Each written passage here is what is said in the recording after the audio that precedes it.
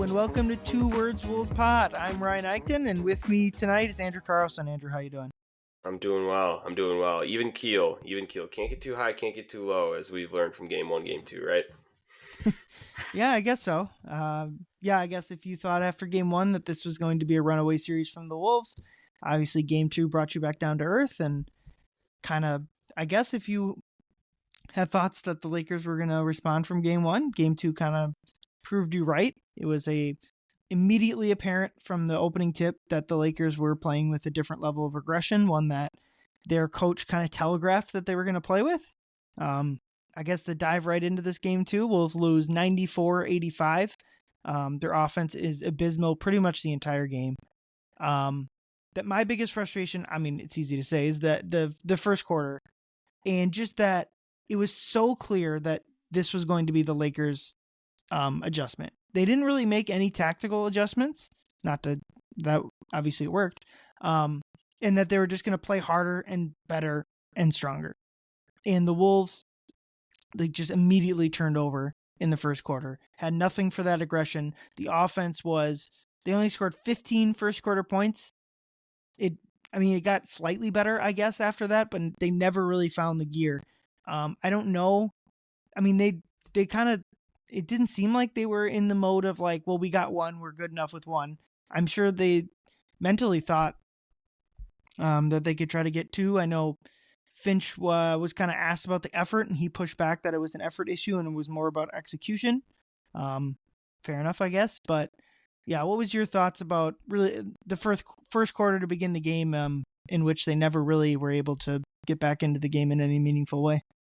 Yeah, a couple main thoughts. I think, one, this team struggles with ball pressure. They have all year. It's one of those things where, even when teams decided to full court press them in the regular season, not even with Gabe Vincent in the backcourt, in the regular season, they struggled with ball pressure. Nickeil Alexander-Walker is one of the main people who does so when it comes to full court pressure. And it also impacts their defense too. I think for some reason it feels like there's a high correlation between physicality and ball pressure from the other team on defense and the Wolves losing their ball contain on with their own defense. And I think that happened a little bit in the first quarter, even with the Lakers. Not necessarily playing incredibly well. I think that they didn't do anything that, like you said, was unexpected. They didn't pull any rabbits out of the hat. They just played physical, and I think that punched the Wolves in the mouth right out of the gate, and that's just something that they couldn't recover from. Two, I think there were intricacies in this game that maybe we can talk about later on, where I was like, okay, maybe they can mount a comeback here and maybe steal this one and go up 2-0. I thought that was a legitimate possibility in the fourth quarter. However, I think looking back on it, knowing what I know now and kind of Monday morning quarterbacking it, that game was lost in the first quarter when your bench gets in foul trouble and you have four guys completely no-show. Your four main guys, who I think are incredibly important to this team, and the sum of those parts might even be more important than the top two in Jaden, Dante, Nickeil, and Naz. They combined for 8 of 29. And I think specifically I'd like to point at Nickeil Alexander-Walker, who's had a really bad game 1 and 2, shooting the basketball. And when your team finishes 5-25 from 3, he's one of the main guys that you look at, because he's kind of a flint and steel off the bench when you need it really badly. And it was another just rough night from him from the field. And so when you have your four guys start out the way they did, finish 8 for 29, that's the thing too, is with this team, it's like, okay, you score 7 points in the first 7 minutes. How many times have we seen that all year? It's been 40, 50 games almost, it feels like, where they come out and, I think Brandon Beck tweeted it, it's like they completely relearned basketball for the first 4 minutes of the game. That happens almost every single time. The question is, how do they respond? And at every time that does happen, you look to the bench and you go, okay, the bench plays a completely different brand of basketball. Here comes another gear, and they're going to get back into this thing. And when you have three guys that no-show and Dante and Naz get into foul trouble right away, that cooks your goose from the beginning. And in knowing what we know now and losing that game, I think that game was lost in the first quarter when the bench unit couldn't get into that second gear. Yeah, I'm starting to wonder just how much, if it's time to adjust with Mike in this series. I don't know if they need to completely shut him out. I do think starting either Dante and Nickeil instead of him would be the way to go, just because he's playing like the first 4 minutes to start the game. He just has no chance to like get into any sort of rhythm. And so if he is going to play 20 minutes, or if they do lower his minutes counts down to 11, 15 area, then like more of those minutes can be stringed together where you're not having to. I mean, I guess the Lakers are kind of doing it too, even more extreme with starting Jackson Hayes and then mothballing him the rest of the game. But I just kind of think this is not going to be a Mike series. Defensively, I thought game one he was good, and this one he was not, and the shot wasn't going down. That probably won't continue, to be honest. But I just don't think it's Mike's series. But ultimately, the main Wolves' advantage in this series is their bench. The Lakers Lakers have telegraphed the 5 guys they're going to play, and they're going to lean into that heavy. Gabe Vincent was the only guy other than their top 5 starters to play double-digit minutes. They played Rui 34 minutes, and that would have been higher if he didn't get hurt halfway through the game. DFS played 39, and then LeBron, Luka, and Reeves all played 40 plus. Like they're going to ride that lineup down the stretch. Like 7 guys, basically. No, they're playing 7 guys, and that's exactly it. The advantage is the bench. It's how you can run them down, and especially to combining all of the things that we know. What beats ball pressure is ball movement and motion. And that is not a strong suit of the starting lineup. Even if Dante DiVincenzo is the starting point guard there, I don't necessarily think that that's something that changes with the starting group. They're just a set offense, and if it's not working initially, like it's going to be Julius and ISO heavy. That's just how it goes, unfortunately. But when that bench, I think the thing that for me was a big disappointment, and if I didn't hammer it home enough, is that those 2 things, beating pressure, built up the bench unit coming in more, I think, in my mind, because it if they hit 2 to 3 threes to start out, I mean, you get a little 8-0 run going, and you kind of see a little bit of momentum that completely knocks them back on their heels. And when an Anthony Edwards and a Julius Randle and a Rudy Gobert come back in the game, that completely gets them off their kilter and off their physicality. It's a completely different shift in the game. But the inverse happened. I mean, Nas picked up 3 of the quickest fouls that I've seen him pick up since probably the 2020 season when he weighed 25 more pounds. And that was a little bit frustrating. And then you know how it is with Nas, is if he's either not hitting shots or if he's getting in early foul trouble, that mentally takes him out of the game. And so, yeah, I mean, it's just from start to finish. On the Mike thing, I think he was like 2 baskets away from having a serviceable night. In my mind, I think the floaters, the wide open floaters that he's missing, that's also been an issue this year. He just hasn't had the floater working as much as he typically does. He had an insane pass that should have been a floater to like Rudy in traffic, and I saw people like complaining about Rudy's hands. I'm like, that is not Rudy's fault. That was a bad Mike pass. Nope, it's an awful Mike pass. I know exactly the one you're talking about. I think that there was that. There were a couple floaters that were easy that should have gone in. And then, man, fourth quarter when he had that wide open 3 from the wing, when they were up, I think they were down 9 at that point. They had trimmed it to 9 in the fourth quarter, and it was a kick out to Mike for a wide open wing 3. That felt like if that shot went, that was going to be the avalanche starter to maybe get them to crawl back in the game, because they had gotten stops at that point and they had gotten out and running, and they had gotten baskets in the paint.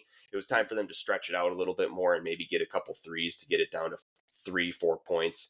And for me, Mike missing that 3-pointer, I hate to point to one play in the game, but when your margin for error is so little at that point in time, that 3 getting missed for me was also kind of like a double dagger. I'm like, oh, like that's the one that I would look at for him. So I think if that, I mean, for him, it was a matter of just making easy shots. And that was something where if he didn't find a rhythm because of the rotation, then that's one thing. And that in that case, that's a red flag for me, because that's early season Mike in my mind.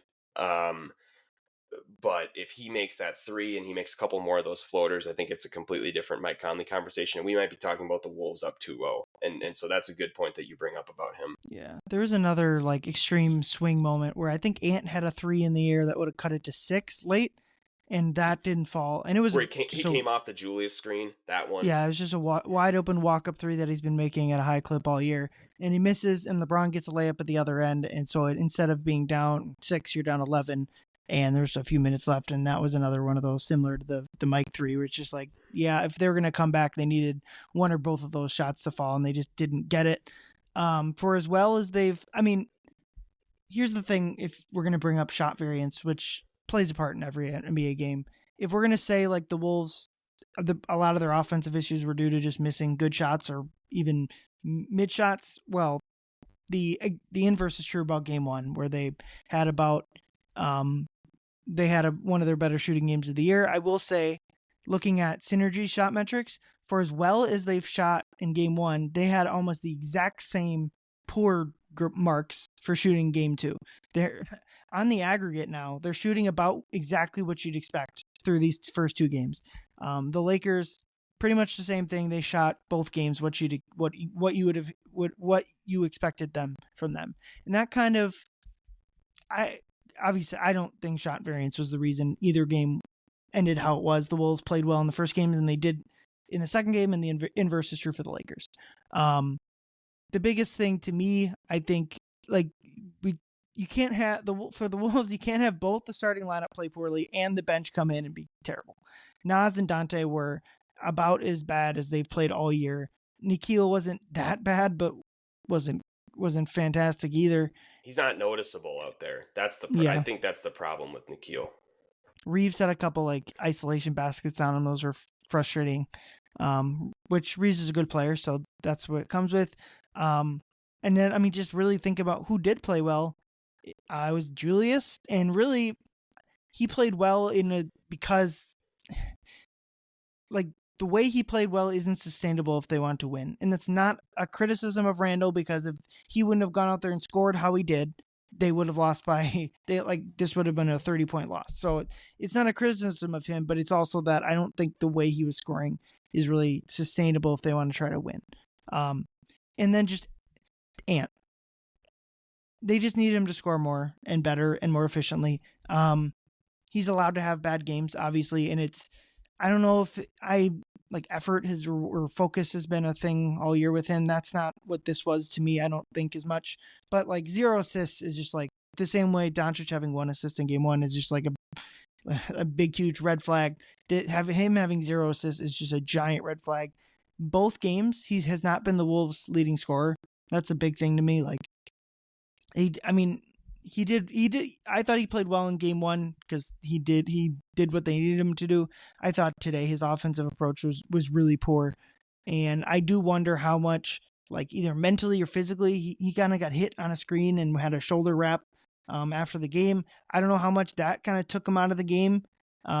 It didn't seem like it was anything serious, or that should be a concern for game 3 or anything, but and it did seem like it does track. I thought he played better in the second half, so maybe it was just a lingering thing that hurt him in the first half and really felt better in the second half. But they're going to need Ant to play a whole lot better and kind of take over some of these games, because there was a point in the game where Luka had 20 plus points and Ant only had a couple. It's tough to win games that way. Yeah, I completely agree with that. And I think the shot variance thing was only the problem for Conley. I think that was the issue for him in this game only. I think for the Wolves bench, they were battling themselves mentally all game long. I completely agree on the Julius thing.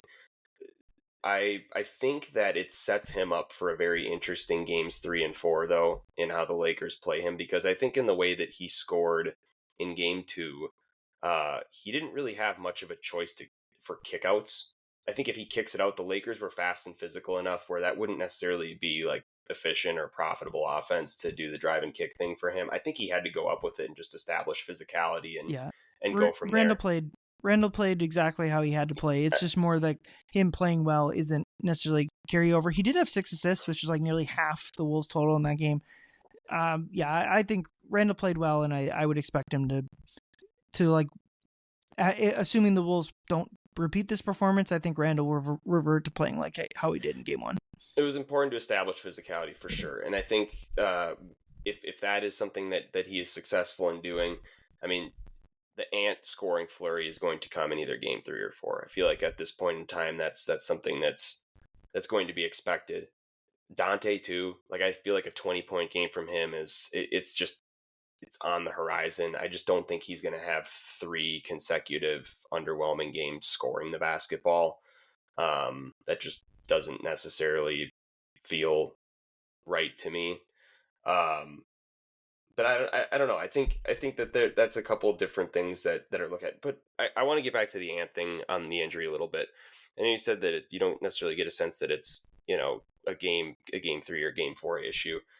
Last year in the playoff run, a lot of the little lagging things that he had compounded. I think in the Western Conference Finals, I think one part of it is I feel like the team in general read the press clippings and I think maybe took that series a little bit lighter than they should have. But also too with Ant, like he just looked a little bit like a half, maybe even a full step slower than he typically was, just because he was nursing a couple different things at the time. Do you get the sense that that's something that could maybe factor into later in the series, or was it like a Paul George like wrap the shoulder after a tough game type of circumstance? Yeah, I think it was closer to the second one. I do think like whatever happened there, it was hurting him, but I don't think no one seemed to indicate that it was something that was hindering his ability to play even in that game, or that it will like be a lingering I mean, John Krasinski, the Athletic, asked him about it. Ant quickly like kind of waved it off, explained what happened and waved it off. I would be hesitant to like read too much into it. Okay. Interesting. The other thing too, that I thought was kind of caught my eye, maybe had a little bit of pause, was just the second chance points battle. I mean, I think the Wolves were plus 11 in the evening in terms of second chance points, but got pretty drastically out rebounded. I think they got out rebounded by 7 or 8. That was another one that in the first quarter where they just kind of played the hits again of issues that they've had all year, just allowing second chance points and allowing offensive rebounds. They got out rebounded, and I think they won the second chance points battle pretty handily, which I was relatively surprised about. I didn't think that their second possession offense was very notable. It feels like maybe that was a lot of Randall battling down low after the ball trickled over to him. I don't know. Yeah, I will say the Wolves had a lot of, and I it's like a weird pet peeve of mine. So like when the ball goes out of bounds and like off of a missed shot, it goes in as a team rebound, and a lot of those are not tracked on, like if you just go to the ESPN box score, it's only counting player offensive rebounds. But on a second chance points, it is counting it. So I don't know, people 803, Mike misses a 3, probably tipped. No, it's a Hachimura fouls Gobert on the rebound. And so they didn't, for whatever reason, they didn't give Rudy credit with the rebound, but that's an offensive rebound. And so if you go look at the box score and go click on team stats, that's not getting counted. So I think that is what is happening. The Wolves had 12 team offensive rebounds. Now, a lot of those I would have to go through and count how many are like the service I'm using is counting if you miss the first end of the free throw, it's giving the Wolves a team offensive rebound. So there's a couple of those in there. But so my larger point is don't look at the stats for team offensive rebounds. I don't know why these services don't include them. They should. Like they are, when you're especially under team stats, like those team rebounds should fully be included. So the Wolves, for whatever reason, a lot of their rebounds went out of bounds or had like Rudy drew fouls and stuff. So I think that is the difference between the rebounding there. But ultimately, to your point, especially Rudy has just not been dominant on the offensive end. I mean, looking at the play rebounds, like Mike was their leading offensive rebounder. Like Rudy having one offensive rebound in 29 minutes when Jackson Hayes only played at most 9 of those minutes with Rudy is just not good enough. They need more from Rudy. And defensively, I mean, how many times have we said this? Defensively, Rudy has played fantastic. One of the reasons the Wolves defense has been great in both games, and it gave them holding the worst offensive quarter by either team was the Lakers with 13 points in the fourth quarter. The reason why that is Rudy Gobert is a big, huge part of that. I know I tweeted it out right before recording that Rudy's defended well in isolation the entire series. Honestly, Luka has not been the person to burn him. It's been Reeves. Reeves hit a 3 in his face in game 1 and hit two shots around him in game 2. So if you're looking at like a Rudy isolation problem, it kind of makes sense that the quicker Reeves has been the person he struggled guarding, and it's 4 or 5 possessions, so it's not it's a very small sample. And I guess so is the Doncic. It's 14 total possessions, and the Lakers, including free throws, have scored 14 points off of Luka isolations. Like, they're just not getting. It's a good action for the Lakers because they're in the half court. They're scoring less than 1 point per possession. I would assume the Wolves are too, at least from game 1 or game 2. But the Wolves defense has been sensational this entire series, given who they're trying to guard. And to me, I wrote this before the series. One of the swing pieces I thought was Rudy going to be able to dominate either. I don't think he's been a problem like offensively, like the Lakers haven't been ignoring them like teams tend to do as much, basically because of how they're guarding Ant. But they need him to dominate the offensive glass when he's in there and getting guarded by Rui and DFS, and he just hasn't been able to do that. I'm not exactly sure why. The first game was a lot of maybe they're just doing a good job boxing him out. I don't know. But they need that from Rudy. And probably from Jaden too. Probably Jaden could have done a better job on the glass in game 2. Yeah, but it's just like it's a classic Rudy Gobert thing where, I mean, certainly like the dumb narrative about him being played off the court is always the dumb cliche that it's just always so wrong. Especially defensively. Like, he gets played off the court offensively. Right, more than exactly. That. That's what I would say too. Yeah, they just need Rudy to. I mean, either Rudy to start grabbing some offensive rebounds, or Ant to start scoring a little bit more.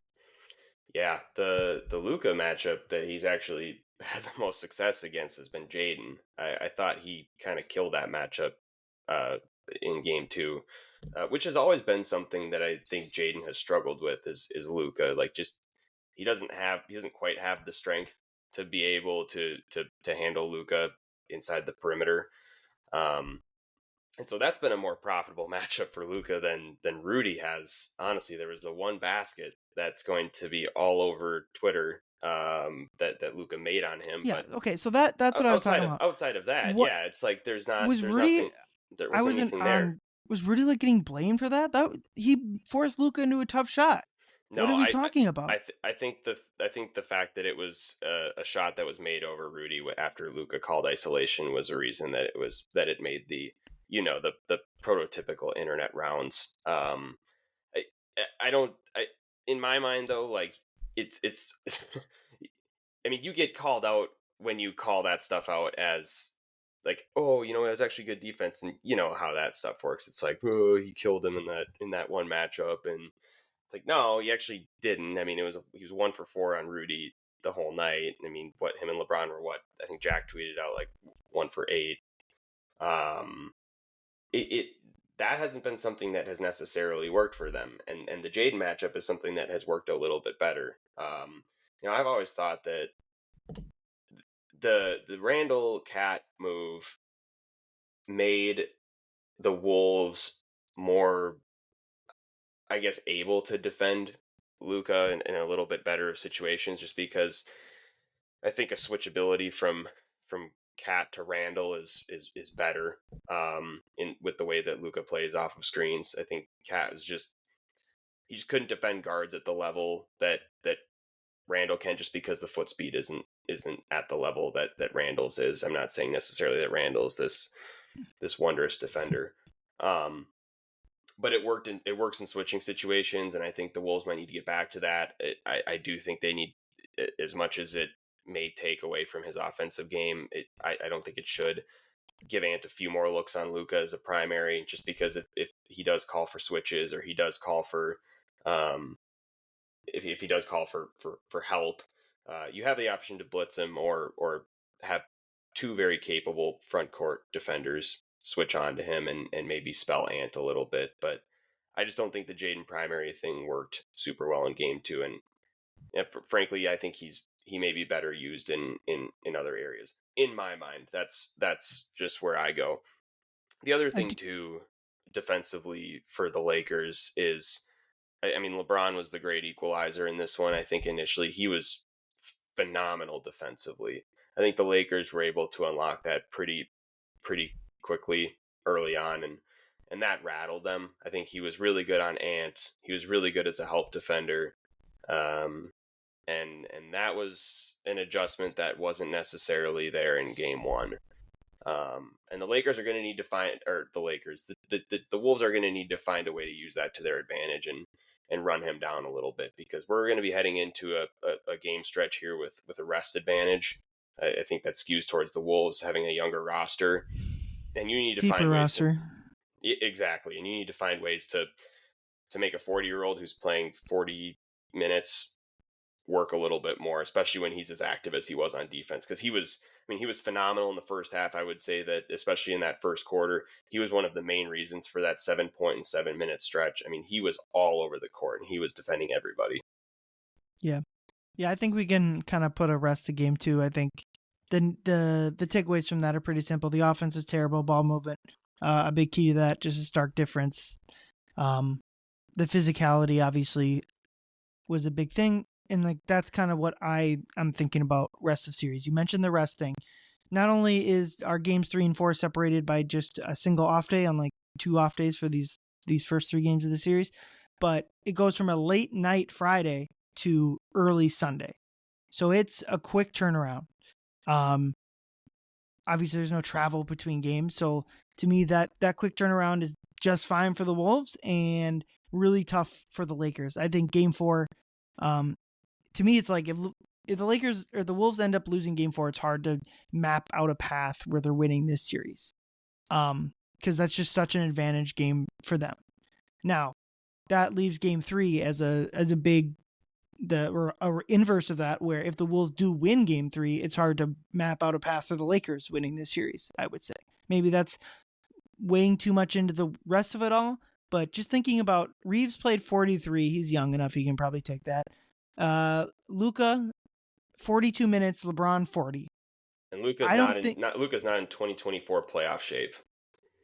No, he is not. I don't necessarily agree with Nico Harrison's whatever evaluation of Luka's health or whatever the heck caused that. But yeah, I don't think Luka looked tired. I think the whole Lakers team kind of looked tired down the stretch of that game, and it's frustrating that, like, I think the Wolves might have won game 2 if they were down 9 instead of 19 in the first quarter. But yeah, I just don't. If they're going to play LeBron and Luka 40 plus minutes, are those two going to be able to keep that up throughout, not just in a single game, but in multiple games? I just think as the series, I believe there's 3 games between games 4 and 5. Let me confirm that. Yeah, so between games 4 and 5, there is an extra off day, but after game 5, it's 2 days game 6, 2 days game 7. So the big rest days of this series are gone. Those rest days clearly are advantage Lakers, as they're the older team and the thinner team. So to me, it's going to come down to, can the Wolves perform well at home? They really didn't last year's playoffs. Can they get? I'm curious if like the defense for the Wolves can hold up. Like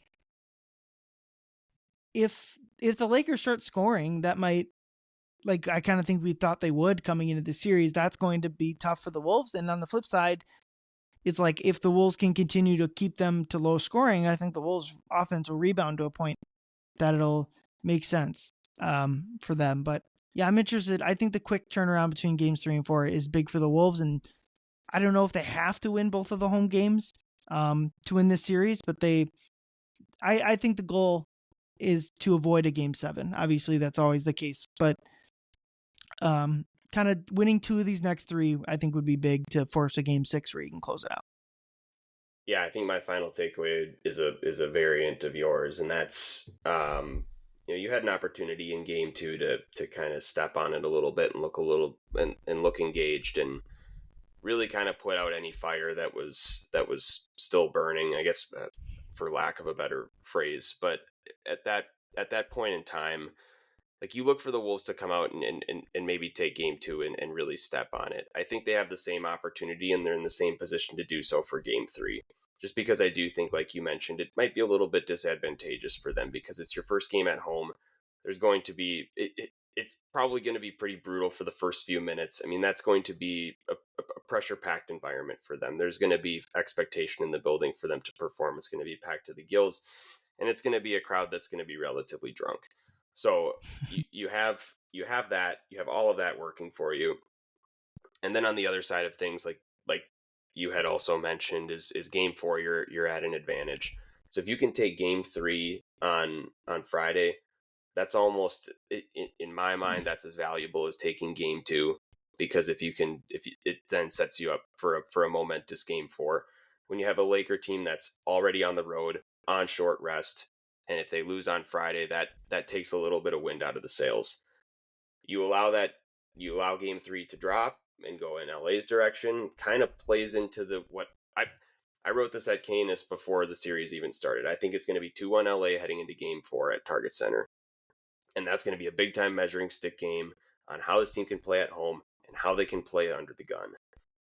And so you can say the same thing about game three, but I think game four sets up an even more interesting pressure cooker for them if they can't pull it off on Friday. But, that's it's been the story of the season, right?